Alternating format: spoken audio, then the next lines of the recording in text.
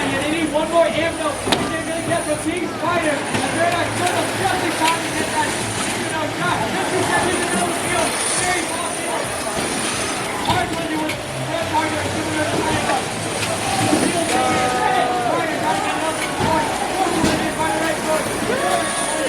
Going on by the red target. Spyder leads field there. Trying to get it out. It is a very close back post. 55 to 51. We are really close at it right now.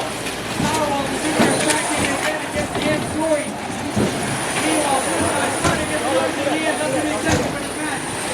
Fairbotics trying to get no. Steeltaker trying to get it on to the feature. Collision will go. Right here hit by 2. 1-0 in. SuperNURDs. No, it's up. I don't know. He's tracking. Almost not. All right. Come on. Only 6 seconds remaining. This is good.